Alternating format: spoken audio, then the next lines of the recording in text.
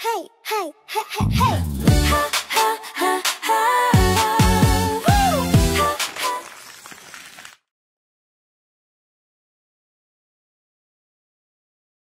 Sir, may dumating pong papel kay ma'am.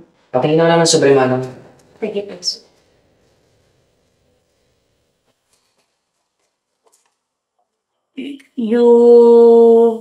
Uralco. Akin na nga po yun. Yural ko. Bill po ito ng kuryente sa bahay, manang. Due date po ay ngayon.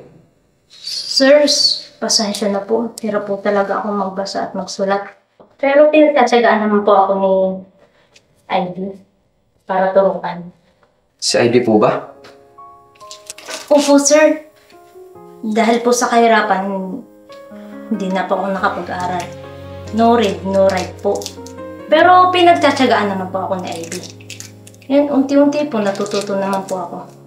Si Ivy na nga lang po ang kasama ko sa buhay. Patay na po ang tatay niya. Madalas po, biktima po ako ng panluloko. Pero pinagtatanggol naman po ako ni Ivy. Lumaki po siyang palaban at walang kinakatakutan.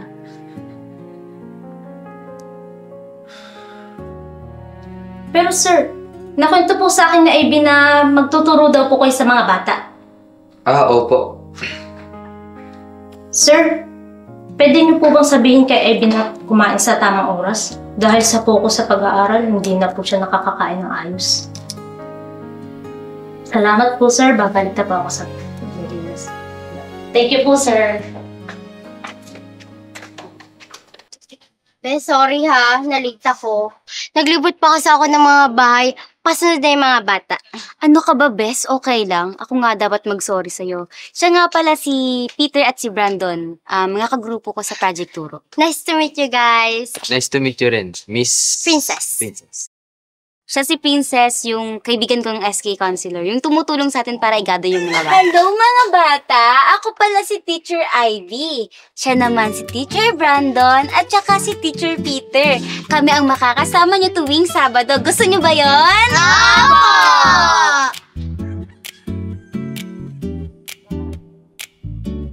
Romance ka. Teacher Ivy, bagay po kayo ni Teacher Brandon. Ay!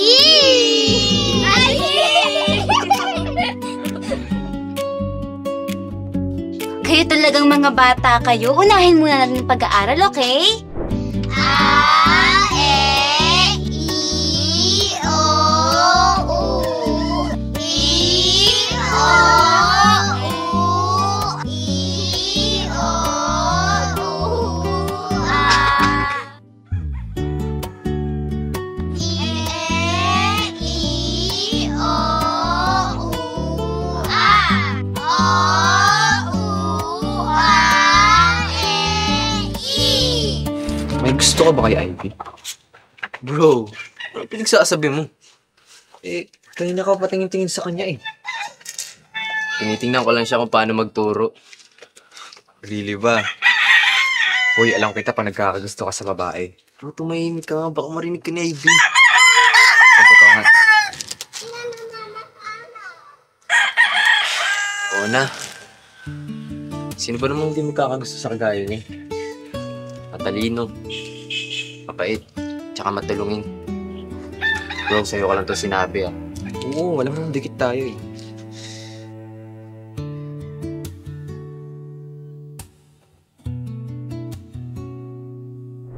Hey, hey, hey, hey, hey. Ha, ha, ha, ha. Woo! Ha, ha, ha, ha. Nang una kitang makilala, parang gusto kong umiwas na lang. Lahat ng salita mo. Teacher Brandon, laro po tayo! Pagbigyan mo na Brandon, minsan lang yung huli ng bata. Oo nga naman bro, minsan lang naman. Pero kahit ilang ulit Ito po, dali! Kita pa rin bukas. Di ko alam kung anong meron.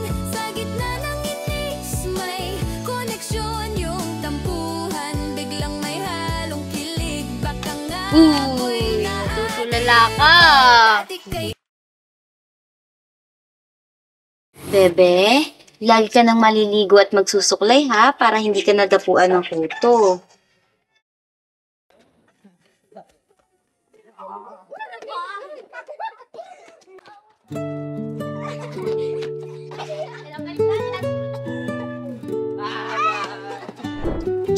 Saan ka ba nagpupunta, anak? Tingnan mo, may bisa ka na. Kapag naging kuto to, bahala ka. Mama, magsusuot na lang po ako ng sombrero para hindi na po ako dapuan ng kuto. So, talagang bata ka, gagawin mong lahat, makapaglaro ka lang sa labas. Nilalagyan kita ng sapid sa likod.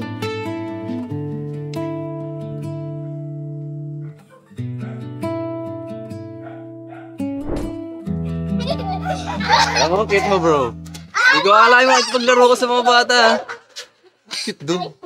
Nagawa ko to para sa grade.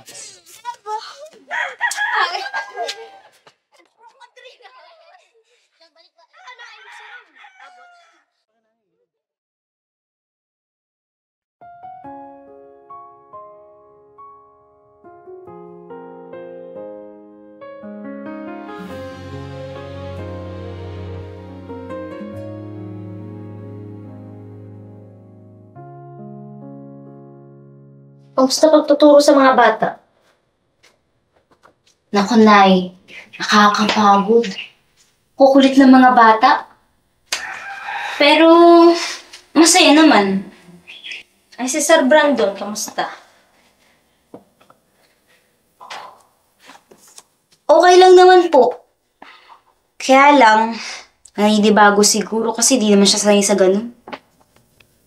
Alam mo na, mabait naman yan si Sir Brandon.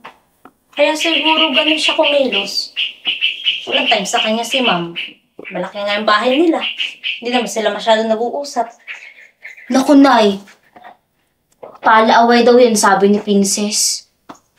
Mukhang hindi naman. Nakikipagkwentuhan nga sa akin yung batang yun. Talaga po? Oo. Bakit? Tahimik ba siya kapag kasama mo? Naku, Nay, anong tahimik? Lagi nga akong inaasar at nagtitripan nun. Akala mo kung sino. Eh bakit galit na galit ka? May ginawa ba siya? Ha? Wala naman po, Nay. Naiinis lang talaga ako sa presensya niya. Bakit naiinis? Naiinis ng walang dahilan? Eh, Nay, sino ba naman hindi maiinis doon ipabigat sa grupo? Akala mo kung sino. Teka nga lang. Nay, bakit parang kinakampihan mo siya kaysa sa akin? Hindi naman sa ganun. Naaawa lang ako sa bata kasi kulang sa pagmamahal ng magulang. Wow. O siya, tutulog na ako. Huwag ka masyadong pupuyat ha. Sige po.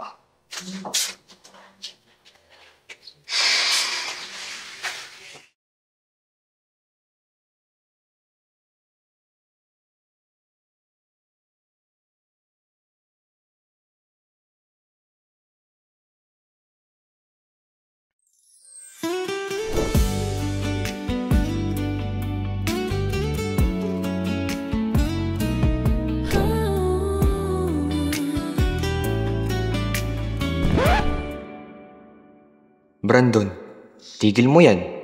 Kulang dapat tayo dito.